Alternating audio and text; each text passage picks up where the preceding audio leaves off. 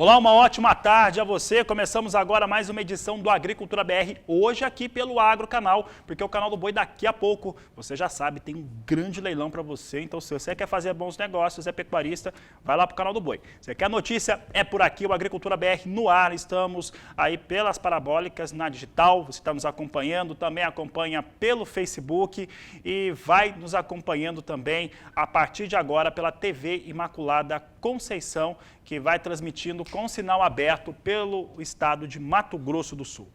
Você acompanha comigo agora algumas informações do destaque de hoje, porque eu falo a respeito de números do Adido Agrícola do Departamento de Agricultura dos Estados Unidos, que divulgou hoje dados importantes sobre carne bovina brasileira. E o que trouxe esses números hoje do Adido, do Departamento de Agricultura norte-americano? Dados que mostram uma produção em alta em 2021, consumo interno em alta também e, principalmente, exportações em ótima elevação. Uma elevação de 8% de um ano para outro, de um ano que já é bom. 2020 já é o melhor ano em termos de exportação de carne bovina, mas vai ser muito maior no próximo ano.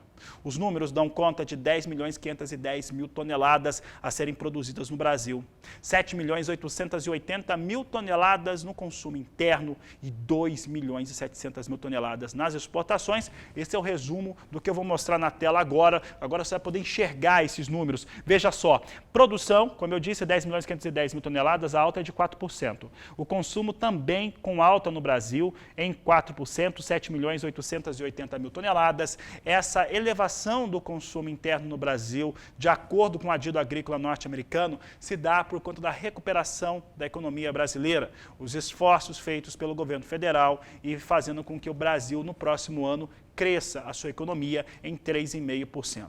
Mas o último dado é o mais interessante. Serão exportados, no entendimento do Adido, do Departamento de Agricultura norte-americano, 2.700.000 toneladas de carne bovina, uma alta de 8% de acordo com o Departamento de Agricultura norte-americano. Os números são muito importantes para se entender o mercado de carne bovina no Brasil. Nós trazíamos nesta semana, ontem mesmo, no Agricultura BR, nós trazíamos números que mostravam uma arroba de carne bovina, de boi, sendo negociada a R$ 230 a arroba no estado de São Paulo. No caso do chamado boi China, R$ 235 a arroba. E estados batendo esse valor. Goiás tinha valores iguais ao estado de São Paulo, de acordo com os dados cruzados do GPB, com a da Scott Consultoria que nós fazemos aqui no Agricultura BR, nós fazemos essa compilação e nós tínhamos Goiás também com valores iguais, até superando São Paulo e números muito próximos a isso no Mato Grosso do Sul.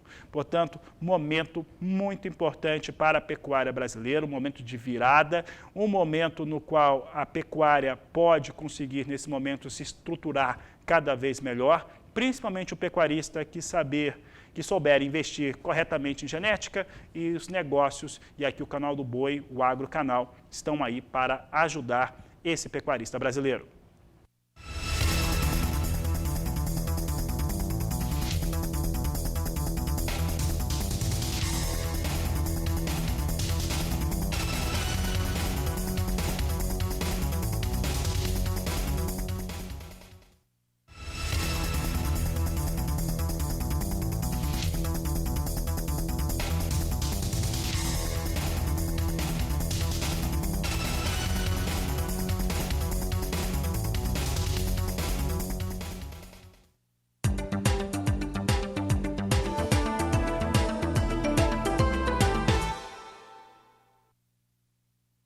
Exportadores privados lá nos Estados Unidos informaram ao Departamento de Agricultura dos Estados Unidos vendas avulsas de 400.000 toneladas de soja. Claro que foi para a China, destino não declarado, números que você acompanha aqui no Agricultura BR e que mexem com o mercado da soja lá na Bolsa de Chicago. Veja comigo como é que vem os negócios neste momento por lá. Nós temos aqui no Agricultura BR uma forte alta, porque as vendas não param, o negócio está disparado mesmo. A coisa faz ser muito positiva aí para a soja neste momento. aqui no Brasil, nos Estados Unidos, para quem tiver soja. Quem tiver soja, neste momento, está bem, está conseguindo negociar da melhor forma possível. É o que o Agricultura BR destaca para você. Destaca agora, posição de setembro, a $9, 39 cents o bushel. Olha essa alta, eu vou calcular rapidamente aqui, porque a alta, neste momento, é de 2,1%. Posição de novembro, neste momento, $9, 43 cents mais 6 o bushel. Calculando rápido de novo aqui, nós temos aqui os negócios com a posição de novembro, também com alta 2,08%. Posição de novembro é aquela que tem a maior liquidez, é o que a Agricultura BR destaca para você agora. Temos também aqui a posição de janeiro, a $9, 48 cents o bushel. Os negócios também com alta elevada, pouco abaixo de 2%, neste momento a 1,75% de alta na posição de janeiro. E a posição de março, $9, 48 cents mais 2 o bushel, sobe 1,5%, 1,52% para os negócios nesta posição. Então, a Agricultura BR destacando forte alta para a soja na Bolsa de Chicago.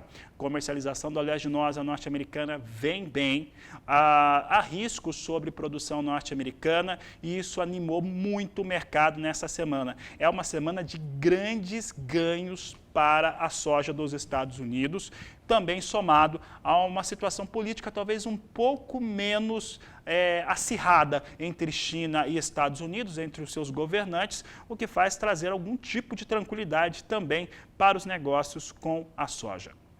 E quando eu falo de soja em Chicago, tem ali uma influência, claro, nos negócios com soja aqui no Brasil, mas quem influencia mesmo é o dólar. E o dólar comercial você acompanha agora na tela com ligeira queda, 0,15% de queda para o dólar comercial agora. Nós temos aqui um recuo de 0,15% para a moeda norte-americana, negociada a R$ 5,60 mais 4 neste momento. É o que a Agricultura BR destaca para você, mostrando o que vem acontecendo com o dólar, influencia todos os produtos. Agora há pouco, Pulga já está me ouvindo, eu acho. Pulga, agora há pouco eu trazia os números do ADI, do Agrícola, do Departamento de Agricultura norte-americano, que vem com uma expectativa maravilhosa para a carne bovina brasileira. Na produção era um número que a gente até conhecia, 10.510.000 toneladas, mas uma expectativa de consumo interno em 7.880.000 toneladas, 4% de alta e 8% de alta nas exportações, que devem chegar a 2.700.000 toneladas. Toda a carne bovina que o Brasil produzir vai ter destino, tem gente para comer, e essa situação é muito favorável. E, Pulga, eu estou falando isso porque tudo tem a ver com os Estados Unidos, tem a ver com o dólar também. O dólar influencia também nessa tonelada de carne bovina exportada agora e também no próximo ano de 2021.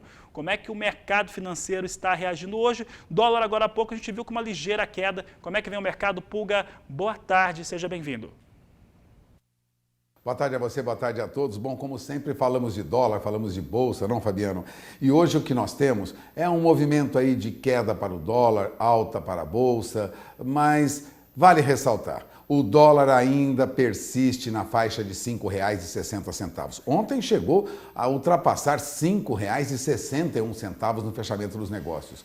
E quando se esperava que fosse ceder um pouquinho, de fato cedeu logo na abertura dos negócios, mas em seguida cede, mas cede muito pouco, cede 0,15%, ou seja, mantém aí a faixa de R$ 5,60 mais 30. Agora, o que tem influenciado na manutenção do dólar, avançando sobre moedas de países emergentes e principalmente sobre a moeda brasileira, é agora a decisão recente do Federal Reserve de estimular, de manter inflação média nos Estados Unidos na faixa de 2%. Ou seja, ele quer uma economia saudável com os preços em elevação, leve, mas em elevação, para que isso estimule o mercado. E lógico, cria uma sensação mais, vamos dizer, positiva para a moeda norte-americana e leva a nossa bolsa a ter uma reação positiva também. Veja, a nossa bolsa agora há pouco chegou a bater aí 101.547 pontos. Neste momento, a nossa bolsa perde mais de 0,5%. Mas veja, vai mantendo, vai se estabilizando aí na faixa de 100.000, 101.000 pontos. Isso quer dizer que o mercado vai agora, né, se posicionar diante da última decisão lá dos Estados Unidos. A economia americana, ela exige, vamos dizer assim, atitudes para movimentar, para aumentar um pouco mais a atividade econômica nos Estados Unidos. E é isso que o governo dos Estados Unidos tem feito, o Federal Reserve, o Banco Central americano, tem procurado estimular. Bom, ainda não há um pacote de benefícios decidido nem aqui no Brasil, nem lá fora, mas o fato é que mais cedo ou mais tarde esses pacotes serão anunciados, tanto lá nos Estados Unidos como aqui. E o que se espera é que continuem aí as iniciativas, né, para estimular a economia nos países que foram atingidos, né, praticamente todo mundo, pela pandemia. Agora, notícia de destaque, Fabiano, é o seguinte: o Brasil avalia isentar temporariamente a importação de arroz, de milho e de soja. É o que dizem fontes do governo, né? O Brasil avalia a possibilidade de isentar daquela TEC, tarifa externa comum, todas as importações de arroz, milho e soja de países que não são membros do Mercosul. O objetivo é equilibrar aí os preços no mercado doméstico e impedir aí um aumento de preços, principalmente para o setor de carnes, né? Milho disparou de preço, soja também, isso encarece a produção de proteína animal e, lógico, começa a alterar a rentabilidade aí de quem trabalha com bovinocultura, quem trabalha também com frango, suinocultura. Essa medida envolveria a inclusão temporária dos chamados produtos da lista de exceção à tarifa externa comum. E vem sendo estudado aí pela Secretaria de Política Agrícola do Ministério da Agricultura. A informação foi repassada em nota à Agência Internacional de Notícias Reuters, depois que o jornal brasileiro Valor Econômico publicou mais cedo que o Brasil iria retirar a tarifa e que a iniciativa de retirar essa tarifa é do Comitê Executivo de Gestão da Câmara de Comércio Exterior, ou seja, do grupo de GSEX, né, o Grupo de Estudos, né, de Assuntos do Comércio Exterior. Bom, a próxima reunião do GSEX será em setembro e isso deverá ser decidido. O fato é que a soja disparou de preço, já superou aí a faixa de R$ 130 a saca no Porto de Paranaguá neste mês e se aproxima aí de recorde em termos reais. Isso considerando deflacionado, né, Fabiano? E conforme o levantamento do CPEA, isso leva aí a uma redução dos custos também, um aumento dos custos de produção para quem trabalha com proteína. O governo está de olho nisso, por isso possibilitará, né, estuda a possibilidade de liberar o pagamento de impostos para milho, soja e arroz vindos do exterior. É uma notícia de destaque hoje no noticiário. O produtor deve ficar sempre de olho na informação. A situação muda e muda rapidamente às vezes. É com você, Fabiano. Tá certo. Walter Pulga, obrigado pela participação aqui no Agricultura BR, hoje aqui pelo Agro Canal. Sigo falando de soja, vou mostrar como é que vem os negócios com a oleaginosa, o dólar forte e também a falta de soja no país seguram os preços lá em cima. Posição em setembro, com entrega em setembro nos portos de Santos e Paranaguá a R$ 134,00 a saca de 60 quilos, de acordo com a apuração da Granos Corretora. Fala agora de recuperação judicial e do projeto de lei que tem tramitado, principalmente sobre a insatisfação da maior parte dos produtores rurais do país em relação à chamada Emenda 11, nesse projeto de lei de número 6.229/2005. Ele tem a ver com a recuperação desses produtores rurais. Sobre este assunto, nós entrevistamos lá em São Paulo o consultor jurídico da ProSoja, o Thiago Rocha, que concedeu essa entrevista a Sara Kirchhoff, que você acompanha agora.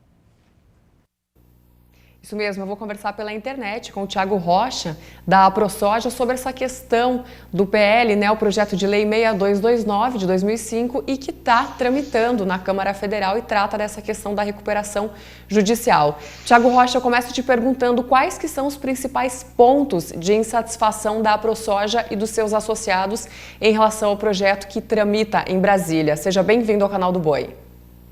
Olá, Sara, olá aos telespectadores. Bom, primeiro é importante frisar que a ProSoja, como toda a sociedade, ela demandava uma reforma na Lei de Recuperação Judicial e Falências, a 11.101 de 2005 também, até por a gente estar acompanhando aí muitas questões relativas a recuperações judiciais através dos canais de comunicação, enfim, havia essa necessidade realmente de se fazer uma reforma completa. O novo cenário que se coloca agora em debate é com a apresentação do relatório no último dia 18 pelo deputado Hugo Leal, em que ele absorveu a emenda 10 do deputado Alceu Moreira, presidente da Frente Parlamentar da Agropecuária. O presidente deputado Alceu Moreira, com a sua emenda, ele objetivou, primeiro, possibilitar ao produtor ingressar com um regime especial de recuperação judicial, nos moldes em que já as micro e pequenas empresas, empresas de pequeno porte, conseguem fazer, e também regulamentar o ingresso do produtor rural pessoa física à regra geral da 11.101. Inicialmente, cabe dizer que algumas das alterações trazidas por essa emenda são bastante positivas, outras precisam de bastante atenção e outras até podem ser suprimidas para evitar que as empresas sejam beneficiadas em detrimento dos produtores. Então, o que a gente pede, na verdade, é equilíbrio. Certo. E nesse momento, o que você acha que poderia ser feito em relação a isso, né, para contentar aí todos os produtores, né, que são os impactados de fato? E quais são as perspectivas para que isso aconteça de fato, Thiago? A emenda, ela traz, dentre outras coisas, a obrigação para o produtor, que o produtor tem que fazer balanço patrimonial, que é uma obrigação acessória fiscal hoje, à qual ele não está submetido. Nós não vimos muito valor prático nesse tipo de livro, já que o livro caixa digital associado ao imposto de renda seria um instrumento suficiente para uma boa análise financeira orçamentária. Todavia, a inclusão do produtor ou a possibilidade do produtor acessar um regime simplificado nos moldes dos microempresários, dos empresários de pequeno porte, ele é bastante positivo. Ele é positivo para os credores, que obviamente tem um processo muito menos oneroso, à medida que já está fixado em lei que os valores a serem pagos para um administrador judicial tem o teto de 2%, ele não precisa convocar uma Assembleia Geral de Credores. Por outro lado, o parcelamento máximo é em 36 meses e o primeiro pagamento após 180 dias no máximo. Então, além, é claro, da correção desses valores pela taxa Selic. Então, para os credores, esse modelo simplificado é a oportunidade de você resgatar um produtor que está tendo uma dificuldade ali financeira moderada e, por outro lado, ao produtor parcelar, sem ter aquela imposição, de repente, de um grande credor querendo cobrar juros astronômicos. Por outro lado, o valor que foi estipulado como teto para inserção nesse regime especial foi de 4,8 milhões de dívidas, né? Uhum. E quando a gente olha para os Estados Unidos, onde o regime especial para recuperação judicial do produtor rural pessoa física permite inserir até 10 milhões de dólares, ou seja, em alguns momentos aí nós estamos na casa de quase 60 milhões de reais. Os produtores têm um regime totalmente simplificado. Então nós acreditamos sim que é possível alterar esse valor para 10 milhões. 10 milhões de reais aí, no caso. 10 milhões de reais de dívida. Porque isso vai ser muito bom para os credores, que eles vão ter previsibilidade, e, por outro lado, para os produtores também, que não precisam entrar numa regra geral, aí, às vezes, de 10 anos de parcelamento.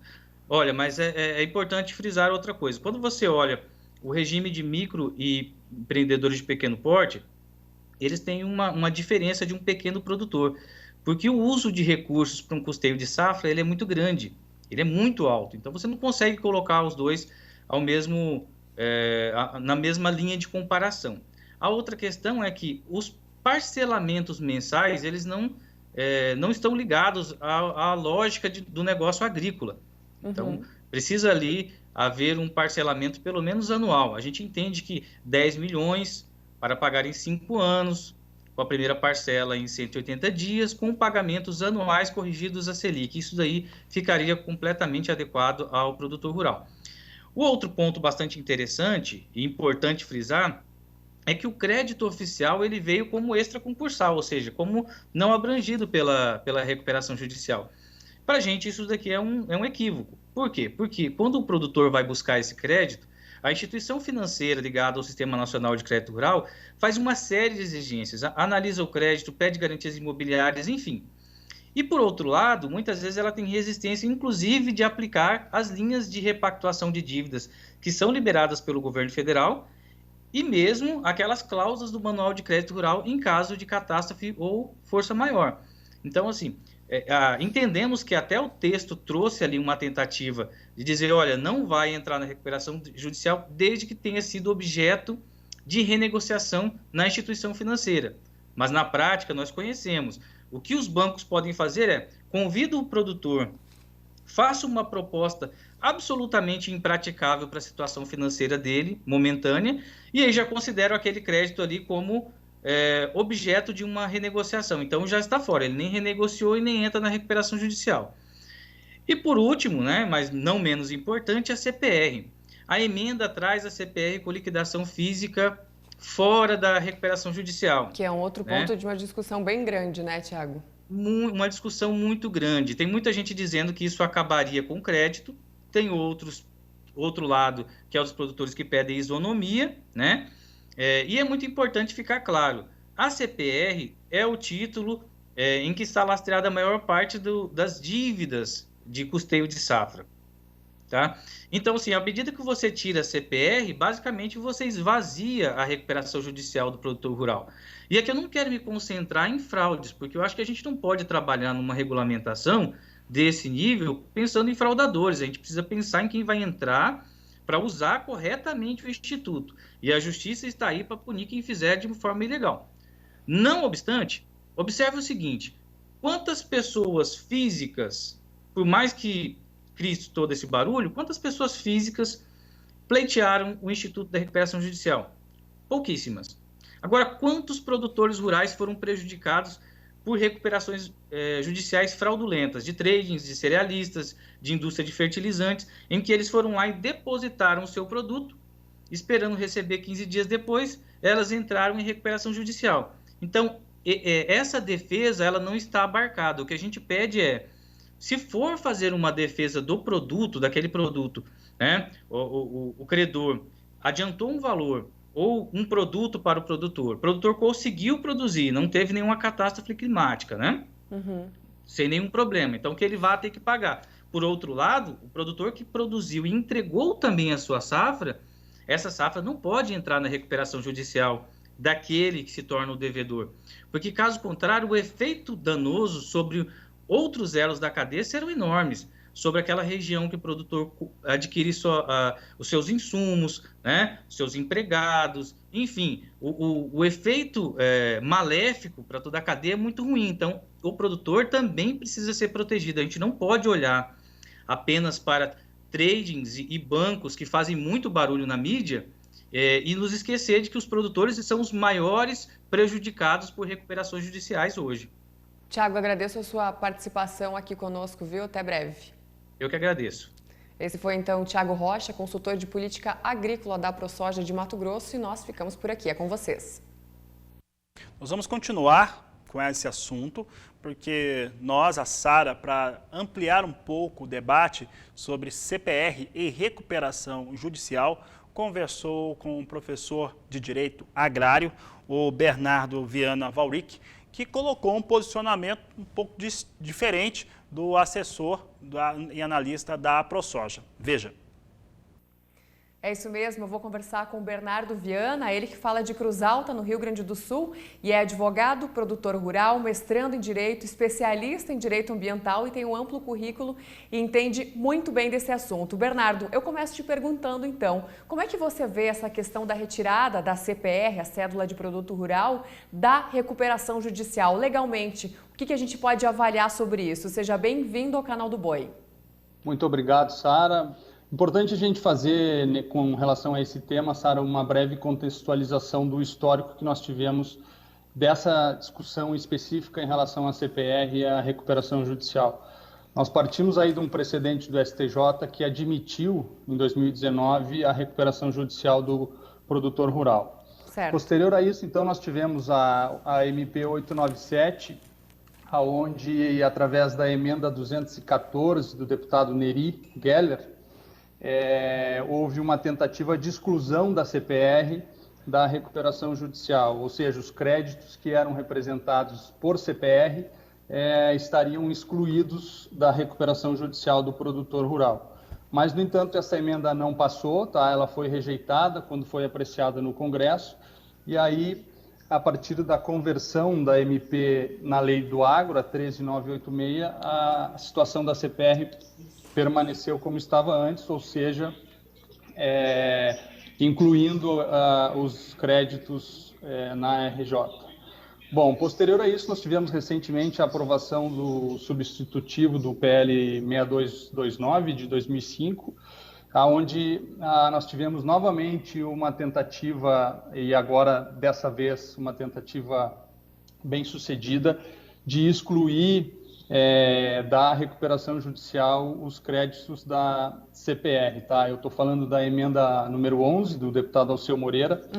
E aqui, Sara, nós precisamos só distinguir da primeira tentativa lá da MP 897, e aqui vale uma ressalva positiva no sentido de que nesse momento nós tivemos alguns cuidados que naquela oportunidade não foram tomados, tá? Nós entendemos que esse texto agora vem com uma roupagem positiva, do ponto de vista tanto de proteção daqueles que financiam o produtor, quanto do próprio produtor. E aqui essa você, emenda... só abrindo uma ressalva, né, Bernardo, além de advogado, você é também produtor rural, né? Exatamente, aí é importante que a gente possa fazer essa ponderação dos dois lados, né, e encontrar um ponto de equilíbrio, que aqui eu acho que o grande mote disso tudo é encontrar um texto razoável, equilibrado, que contemple aí os anseios de ambas as partes. A gente sabe que o financiador não pode ficar sem o produtor rural não pode ficar sem o financiador. Então esse foi o desafio que me parece que foi atendido, a meu ver, tá? Salvo melhor juízo, essa alteração veio positiva. Nós tivemos a alteração, Sara, do artigo 11 da Lei 8929, que é a lei da CPR, tá? Diferentemente do que tinha na primeira tentativa da MP em 2019, onde todos os créditos de qualquer tipo de CPR eram excluídos, aqui nós tivemos a pontuação de duas circunstâncias específicas, tá? Que são as circunstâncias onde o produtor vende antecipadamente a sua safra, tá? E aí nós estamos falando daquele agente econômico que compra a produção, e numa segunda circunstância que são aqueles financiamentos para aquisição de insumo. Ou seja, as CPRs que são utilizadas para vender produto antecipadamente ou então que são utilizadas para adquirir insumo, essas exclusivamente nestas circunstâncias é que elas são excluídas da recuperação judicial. Ou seja, nós temos duas circunstâncias específicas, dois agentes que são de extrema importância, que é aquele que compra a produção e aquele que fornece os insumos para o produtor poder viabilizar o cultivo da sua lavoura. Então, aqui, me parece que é o grande diferencial desse novo texto, porque ele segmenta e trata com diferença aquilo que realmente importa para o produtor. Então, nesse aspecto, Sara, realmente esse texto foi feliz nesse ponto. E outro detalhe importante, que para deixar bem pontuado isso, é que a redação do artigo 11, que é o artigo que está sendo alterado agora, o artigo 11 da lei da CPR, ele excluía a alegação de caso fortuito ou força maior. O que significa isso? Que mesmo que o produtor tivesse uma frustração de safra, e caso fortuito ou força maior no caso da agricultura, é um problema climático, como estiagem, como geada, como granizo, ou então uma catástrofe, como uma queimada, por exemplo.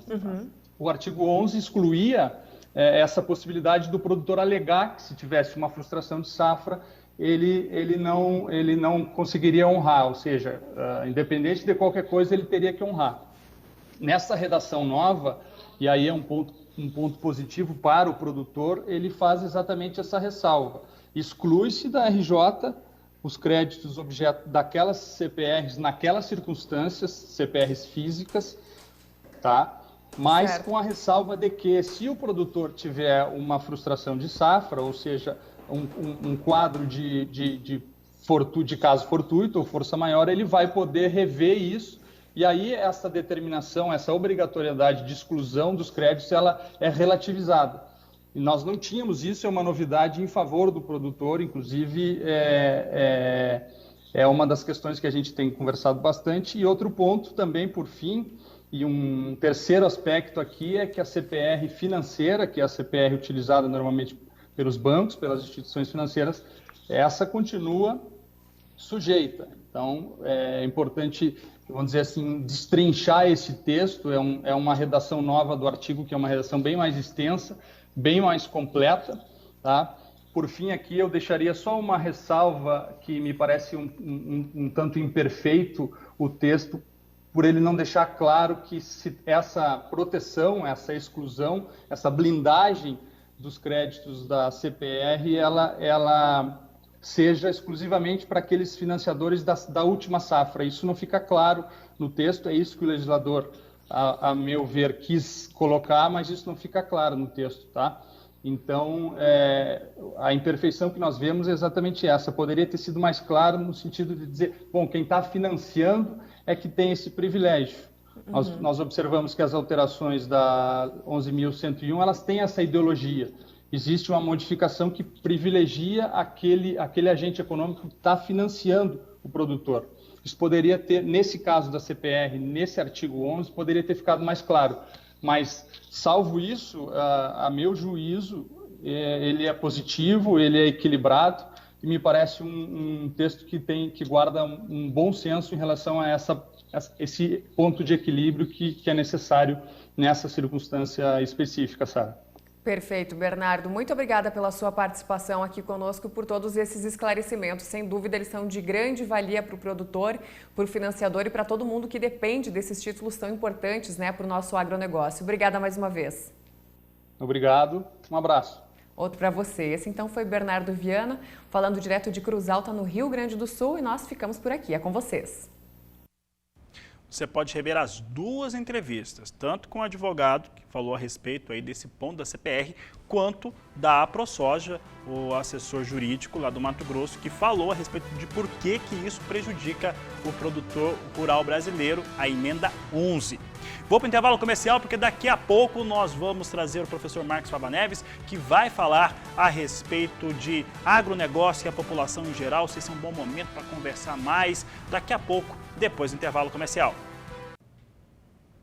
Olha, uma pergunta que acaba ficando sempre presente e que agora parece ser um momento melhor, mas nós resolvemos perguntar isso para o professor Marcos Fava Neves, se este é o melhor momento para que a população brasileira, de maneira geral, entenda melhor o agronegócio, e ele respondeu. A população brasileira está muito mais disposta a entender, a admirar o que é o agronegócio após esses primeiros 7 meses desse ano, onde nós fomos acometidos dessa situação de pandemia, inestimáveis perdas humanas, perdas do sistema econômico, porque da agricultura brotaram sempre boas notícias, seja pela sua excelente produção, advinda de uma safra recorde, pelos valores no campo, pelas suas exportações também recordes, trazendo recursos para o Brasil e ajudando nesse período. Nós vimos e a população viu que o setor arriscou, que ele não parou, que ele continuou, que entregou seus produtos, entregou seus resultados. E hoje, com a digitalização, com esse volume enorme de lives, de conteúdos que estão aí à disposição, a população tem condição de chegar mais próxima do campo, acompanhar a beleza das produções, da sustentabilidade, daquilo que vem sendo entregue como resultados. Há sim uma proximidade muito maior hoje da população com o agronegócio, com o campo brasileiro. Tá aí, professor Marcos Fava Neves, sempre o nosso agradecimento a ele, porque aprendemos todos os dias com as participações dele no Agricultura BR. Obrigado, mestre. E aqui a gente segue falando a respeito de milho. Nós vamos mostrar agora como é que vem posicionando o mercado norte-americano para o cereal, que vem com alta. A alta agora para milho é de 1% ou mais. Você tem aqui hoje setembro a $3,43 mais 6 o bushel, dezembro $3,58 mais 2 por bushel. São as posições que eu trago agora para milho na Bolsa de Chicago. Março, $3,69 o bushel e maio, $3,75 o bushel, subindo aí quase um pouco mais de 0,5%, 0,7% a posição ali mais longe. Vamos dar uma olhada agora como é que está o mercado físico brasileiro. Confira cotações de mercado.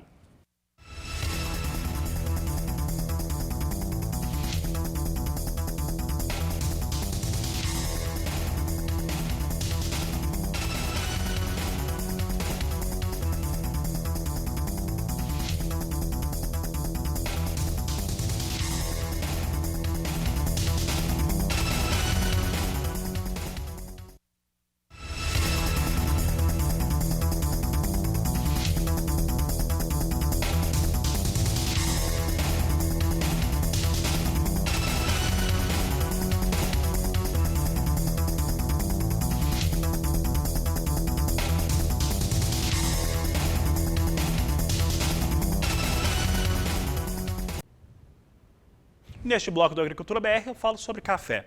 Vou começar falando sobre o mercado futuro de café arábica na Bolsa de Nova York, plataforma ICE Futures apresentando hoje queda nos negócios nas posições de mais curto prazo. Veja aqui que os contratos vêm com queda mesmo, queda maior na posição de setembro, a $1,21 mais 35 a libra peso, devolvendo parte dos ganhos do acumulado dessa semana. A posição de dezembro vem a $1,21 mais 40 a libra peso. Março, $1,22 mais 75 e a posição de maio a $1,23 mais 70 são os negócios com café arábica na Bolsa de Nova York neste momento.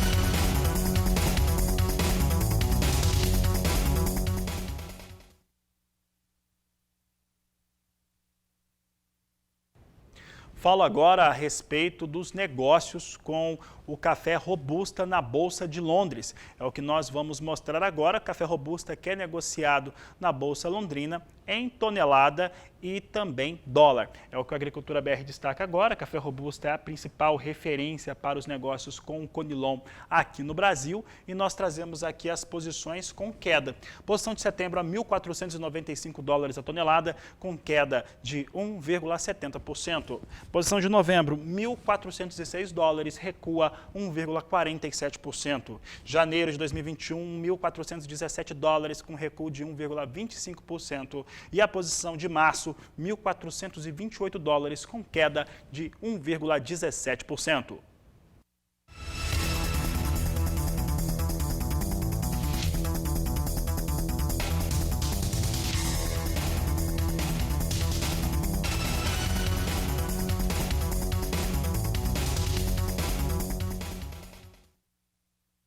Os finais dessa edição do Agricultura BR, hoje aqui pelo Agro Canal, o canal do Boi está tendo leilão. Daqui a pouco a gente vai dar uma olhadinha no que está acontecendo por lá. Mas antes, eu quero chamar o meu amigo Éder Campos para falar da última iniciativa aqui do canal do Boi, que eu acho fantástica, porque aproxima demais as pessoas, aproxima de bons negócios. Eu falo do @play. Olá, Éder! Olá para você, Fabiano Reis, e aos amigos que acompanham o Agricultura BR. Bacana, né? É uma nova ferramenta que nós criamos para ampliar os nossos negócios, os nossos não, do pecuarista, né? Para ter mais oportunidade tanto de comprar como vender animais pela internet. Já temos um sistema consolidado, que é o Canal do Boi. Agora, nós desenvolvemos aqui no SBA essa nova ferramenta que integra televisão e internet. É a convergência das mídias, tudo em ambientes onde o produtor está sempre presente. Na televisão, na internet, no celular, no tablet, no computador. Ficou muito fácil agora, viu, Fabiano Reis? Bom, eu trago 2 lotes para que os amigos possam ver o que está nesse momento à venda no @play. Eu quero que você confira aí, veja lá. Filho de Faraó, FVC, em Vaca Maia da Matinha. Rendimento impressiona pela sua carcaça moderna e avantajada. Musculatura, touro de biotipo moderno e que passa isso para sua produção. Top 0,1% para conformação frigorífica, ao desmame e ao sobreano. Suas filhas são eficientes na características RD, relação desmama, que mede o quão eficientes são as filhas de determinado touro. As filhas do rendimento se sobressaem. Rendimento é top 4% para RD. Rendimento é sinônimo de alto desempenho e eficiência. Filho do 1070 Terra Brava, em Vaca Campeão MN. Sertanejo é um touro completo que alia desempenho para a produção de bezerros pesados e animais que irão desempenhar na fase de terminação, colocando rendimento e rápida deposição de gordura. AOL e EGS, além de produzir excelentes fêmeas para reposição. Legal, Fabiano Reis. Esses lotes que os amigos viram aí estão à disposição nesse momento pelo @play.com e outros produtos também estão à disposição. Lembrando ainda, Fabiano, que o @play é um sistema de transmissão de leilões e retransmissão de leilões. Caso o pecuarista queira fazer seus negócios, seus leilões ou seu leilão pela internet, entre em contato com o @play 67 2107 8727, tá bom? Também tem o nosso WhatsApp 67 991 50 mil. Abraço a todos, muito obrigado.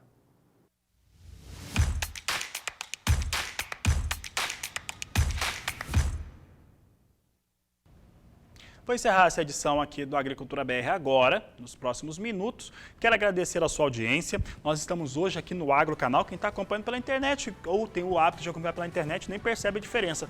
Mas estamos hoje pelo Agro Canal porque lá no Canal do Boi nós temos mais um grande evento. É o leilão especial Top do Criador.